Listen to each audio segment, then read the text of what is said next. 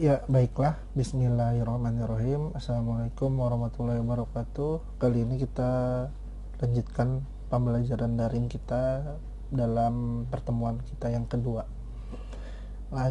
Langsung saja. Hari ini kita akan membahas tentang kebugaran jasmani. Oke. Nah, jadi kebugaran jasmani ini adalah kita sebagai manusia tentunya kita sangat perlu memperhatikan kesehatan tubuh, terutama jika kita melakukan banyak aktivitas setiap harinya, karena jasmani yang bugar akan menjadikan hidup lebih semangat. Nah, kaitannya dengan masa pandemi ini, kita harus tetap menjaga kebugaran jasmani kita agar kita tidak mudah terserang penyakit ya. Jadi kita harus tetap beraktivitas dan berolahraga serta menjaga kebugaran jasmani. Oke, lanjut. Yang pertama itu adalah pengertian kebugaran jasmani. Jadi kebugaran jasmani ini adalah kesanggupan tubuh untuk melakukan aktivitas tanpa mengalami kelelahan yang berarti dan masih memiliki cadangan tenaga untuk melakukan kegiatan yang lain.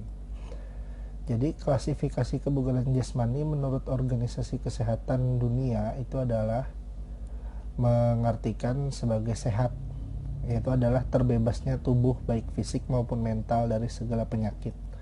Kemudian bugar adalah kemampuan seseorang untuk melakukan aktivitas sehari-hari secara maksimal dan masih mempunyai cadangan tenaga tanpa mengalami kelelahan yang berlebih. Nah, jadi konsep kebugaran jasmani ini adalah memiliki 3 hal penting. Yang pertama itu berkaitan dengan fisik, yaitu berhubungan dengan otot, tulang, dan bagian lemak. Kemudian fungsi organ yang berhubungan dengan efisiensi sistem jantung, pembuluh darah, dan paru-paru atau pernafasan. Nah, kemudian adalah respon otot yang berhubungan dengan kecepatan, kelenturan, kelemahan, dan kekuatan. Jadi kebugaran jasmani yang dibutuhkan oleh setiap orang itu berbeda-beda ya. Jadi kebutuhannya itu berbeda-beda tergantung sifat tantangan fisik yang dihadapi. Misalnya nih ya, mohon maaf, orang yang memiliki kelebihan berat badan ingin menurunkan berat badannya secara ideal. Nah, maka kebugaran jasmani si orang yang memerlukan tenaga ini lebih besar daripada orang yang biasa-biasa aja. Nah, jadi tergantung semua terhadap sifat serta tantangan yang kita miliki untuk target pemenuhan kebugaran jasmani kita. Unsur-unsur kebugaran jasmani ini terdapat 10 ya, ada 10 komponen, yaitu pertama kekuatan atau strength, kemudian daya tahan atau endurance, selanjutnya adalah daya otot atau muscular power, kemudian kecepatan speed, daya lentur flexibility, kelincahan agility, koordinasi atau coordination, keseimbangan atau balance, ketepatan atau accuracy, dan reaksi atau reaction. Nah, jadi dari masing-masing itu akan ada penjelasannya. Kekuatan itu adalah kemampuan dalam menggunakan otot untuk menerima beban sewaktu bekerja. Kekuatan otot dapat diraih dari latihan dengan beban berat dan frekuensi sedikit. Adapun bentuk latihannya adalah seperti squat jump, push up, sit up untuk melatih masing-masing otot ya, serta angkat beban. Dan terakhir itu adalah back up. Nah, masing-masing memiliki peranan sendiri untuk melatih otot bagian mana, bisa kalian baca ya. Kemudian daya tahan adalah kemampuan seseorang dalam memakai organ tubuhnya seperti jantung dan paru-paru secara efektif dan efisien dalam melakukan aktivitas. Contoh latihannya adalah misalnya lari, kemudian lari cepat, serta lari multi-stack. Lari multi-stack itu adalah lari kadang cepat, kadang lambat, itu multi-stack ya. Kemudian lari naik turun bukit. Selanjutnya ada daya otot.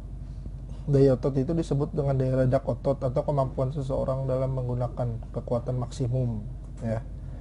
Latihan yang digunakan itu adalah vertical jump, front jump, slide jump. Nah, jadi masing-masing itu memiliki fungsinya tersendiri.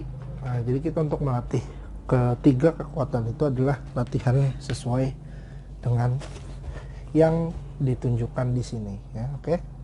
Lanjut, kecepatan. Nah, jadi kecepatan ini merupakan kemampuan seseorang dalam melakukan gerakan berkesinambungan dalam waktu sesingkat-singkatnya. Contohnya itu adalah lari dengan jarak 50-200 meter secepat-cepatnya. Lanjut ya. Kemudian ada daya lentur atau flexibility, yaitu adalah efektivitas tubuh manusia dalam menyesuaikan diri dengan gerakan serta mengandalkan kelenturan tubuh. Contohnya itu adalah senam, yoga, dan renang. Jadi senam kemarin yang kalian praktikan itu adalah masuk dalam latihan kebugaran jasmani unsur daya lentur. Kemudian kelincahan. Kelincahan itu adalah kemampuan seorang menyesuaikan diri dengan posisi tubuh ke depan, ke belakang, atau dari kiri ke kanan. Contohnya adalah olahraga sepak bola, bulu tangkis, lari zigzag, dan naik turun anak tangga. Kemudian ada koordinasi. Koordinasi itu adalah menyatukan gerakan tubuh berbeda dalam satu gerakan yang efektif. Contohnya itu adalah dengan tangkap bola ya, pantul bola dan tangkap bola. Kemudian ada keseimbangan, yaitu mengendalikan organ dan syaraf otot sehingga bisa mengendalikan gerakan tubuh dengan baik. Caranya itu adalah dengan melaksanakan sikap lilin. Ya, sikap lilin dengan berjalan di atas kayu atau berdiri dengan tangan sebagai tumpuannya. Nah, kemudian masih dalam unsur kebugaran jasmani adalah ketepatan. Ketepatan itu adalah mengendalikan gerakan sesuai dengan sasaran.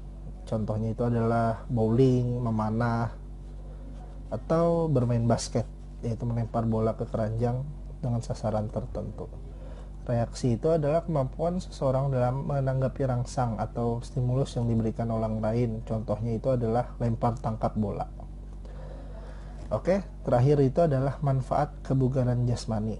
Nah, jadi 10 manfaat yang diperoleh dari kebugaran tubuh itu adalah meningkatkan sirkulasi darah dan sistem kerja jantung, meningkatkan stamina dan kekuatan tubuh, kemudian memiliki kemampuan pemulihan organ-organ tubuh, memiliki respon tubuh yang tepat, mengurangi risiko obesitas, mencegah penyakit jantung, menurunkan tekanan darah, mengatasi depresi, meningkatkan energi, dan yang terakhir itu adalah terhindar dari osteoporosis.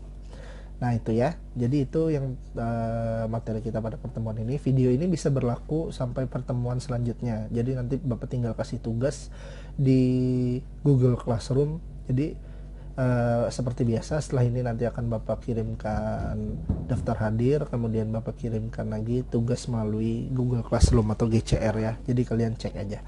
Oke, selamat belajar dalam pembelajaran daring. Tetap semangat, jaga kesehatan, physical dan social distancing, dan serta patuhi protokol pencegahan COVID-19 untuk menyongsong era new normal. Baiklah, semoga kita selalu sehat.